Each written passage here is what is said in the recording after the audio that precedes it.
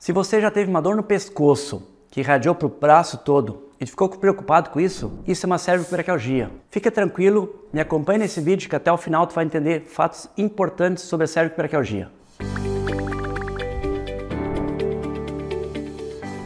Olá, sou Robert Wagner, médico ortopedista com 30 anos de experiência. A cervicobraquialgia é uma condição na qual a pessoa começa a ter uma dor na região cervical, na região do pescoço, que se irradia para todo o braço. Pode às vezes irradiar só para uma parte ou até a mão. Então é uma situação que começa uma dor cervical no pescoço com irradiação para todo o braço. Em algumas situações a cervicobraquialgia é acompanhada com outros sintomas. A gente chama de parestesias, que são alterações de tato.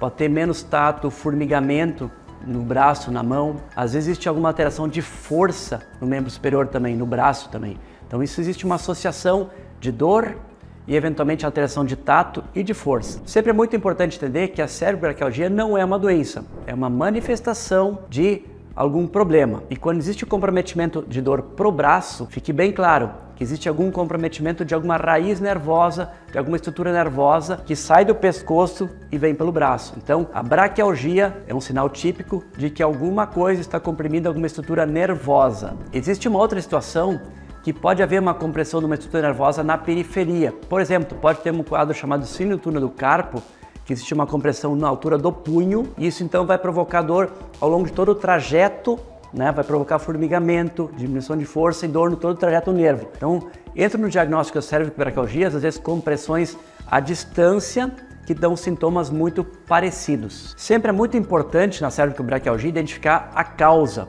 e para isso é muito importante então a gente fazer uma boa história clínica em que o paciente vai te passar uma série de características da dor. Além disso, são importantes alguns testes clínicos que a gente procura provocar, reproduzir a dor. Então isso também vai te dar sinais da onde pode estar acontecendo o problema, mas geralmente a gente tem que ainda usar algum exame complementar, que pode ser algum exame de imagem, né? Raio-X, tomografia, ressonância, que a gente procura buscar a informação anatômica que possa haver essa compressão em algum ponto, e também eventualmente algum exame chamado eletroneuromiografia. A eletroneuromiografia não é um exame de imagem, é um exame que estuda impulsos elétricos. Os nervos funcionam a partir de estímulos elétricos, eles transmitem impulsos elétricos, e esse exame, eletroneuromiografia, consegue avaliar como esses impulsos estão passando pelo nervo, ou seja, ele avalia o funcionamento do nervo de uma outra forma. Então é um exame que pode se associar na pesquisa, na investigação da cervicobraquialgia. As causas mais frequentes de cervicobraquialgia dependem um pouco da faixa etária, né? Então vou dividir aqui as causas mais frequentes conforme a faixa etária. No paciente mais jovem, normalmente as causas estão relacionadas com questões posturais, algumas hérnias de discos cervicais, questões ergonômicas, de posturas erradas, movimentos repetitivos também podem provocar cervicobraquialgia, e algumas doenças reumáticas, mas principalmente questões posturais, que eu acho que assim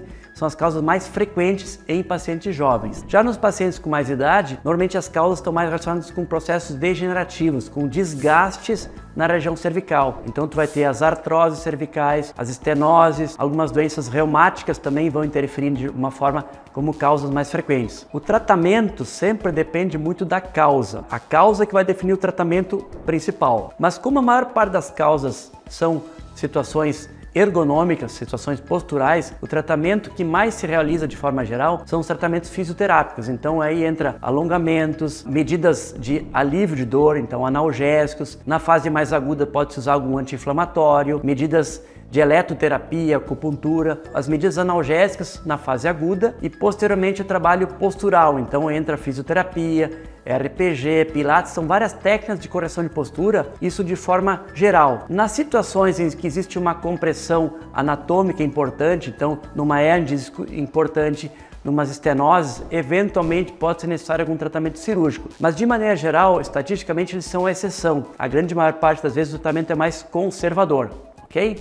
Eu comentei há pouco que na fase aguda, muitas vezes a gente usa algum relaxante muscular. Então quero te convidar que aqui tem no canal um outro vídeo sobre relaxantes musculares, o risco que às vezes existe do uso prolongado. Então convido aqui para assistir o vídeo que está aqui no canal sobre relaxantes musculares em ortopedia. Se tu está achando útil o nosso material aqui, está sendo interessante para ti, aproveita ligeirinho para te inscrever aqui no canal, dá o teu joinha e compartilha esse vídeo de forma que mais pessoas possam usufruir esse material que a gente faz com tanto carinho, ok?